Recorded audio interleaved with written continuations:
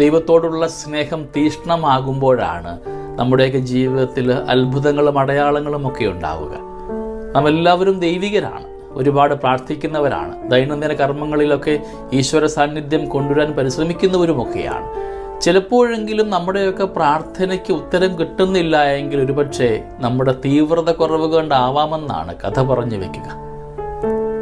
ദൈവത്തെ തീവ്രമായി സ്നേഹിക്കുവാനായിട്ട് എനിക്ക് ഏറ്റവും പ്രിയപ്പെട്ടതായി മറ്റെന്തെല്ലാം ഉപേക്ഷിക്കേണ്ടി വന്നാലും ദൈവത്തെ ഉപേക്ഷിക്കുവാൻ സാധ്യമാകാത്ത രീതിയിലുള്ള ഈശ്വര സാധന ഉണ്ടാകുമ്പോഴാണ് നമ്മുടെയൊക്കെ ജീവിത മേഖലയിൽ ധാരാളം അനുഗ്രഹങ്ങൾ ഉണ്ടാവുക. സുവിശേഷം നമ്മളെ ഇന്ന് ഓർമ്മിപ്പിക്കുന്നത് വിശുദ്ധ മർക്കോസിന്റെ സുവിശേഷം 1-ാം അധ്യായം 40 മുതൽ 45 വരെയുള്ള തിരുവചന ഭാഗമാണ്. ഒരു കുഷ്ഠരോഗി കർത്താവിൻ്റെ അടുത്ത് ചെന്ന് മുട്ടുകുത്തി യാചിക്കുകയാണ്, കർത്താവേ, അങ്ങയ്ക്ക് മനസ്സുണ്ടെങ്കിൽ എന്നെ ശുദ്ധനാക്കുവാൻ കഴിയും. അവൻ്റെ മേൽ കരുണ തോന്നി കർത്താവ് പറയുന്നു, എനിക്ക് മനസ്സുണ്ട്, നിനക്ക് ശുദ്ധി വരട്ടെ. സ്നേഹമുള്ളവരെ, നമ്മുടെയൊക്കെ പ്രാർത്ഥനാശീലുകളിലൊക്കെ ദൈവത്തിന് മനസ്സുണ്ടാവുന്നുണ്ടോ എന്നൊരു ചോദ്യം ഇന്ന് ഏറ്റവും അത്യന്താപേക്ഷിതമാണ്. ചുങ്കക്കാരൻ്റെയും ഫരീസേൻ്റെയും പ്രാർത്ഥന നാം ധ്യാനിച്ചിട്ടുള്ളതാണ്. ചിലപ്പോഴെങ്കിലും നമ്മുടെ പ്രാർത്ഥനയും ഈ ഫരീസേൻ്റെതുപോലെയായി മാറുന്നില്ലേ?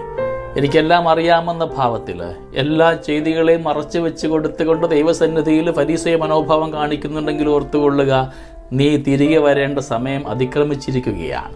ഈശ്വര സന്നിധിയിൽ അവന് മനസ്സലിയുന്ന തരത്തിലുള്ള പ്രാർത്ഥന കൊടുത്തുകൊണ്ട് ജീവിതം കാഴ്ചവെച്ചുകൊണ്ട് മുമ്പോട്ട് പോകുമ്പോഴാണ് കർത്താവിന് നമ്മുടെയൊക്കെ മേലെ അലിവുണ്ടായി മാറപ്പെടുക.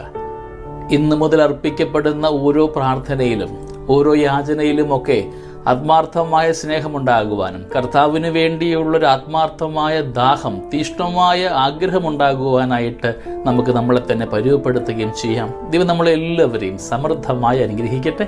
നമ്മുടെ കർത്താവ് ഈശോ മിശിഹായുടെ കൃപയും പിതാവായ ദൈവത്തിൻ്റെ സ്നേഹവും പരിശുദ്ധാത്മാവിൻ്റെ സഹവാസവും നമ്മുടെ കൂടെ എന്നും ഉണ്ടായിരിക്കട്ടെ, ഇപ്പോഴും എപ്പോഴും എന്നേക്കും. ആമേൻ.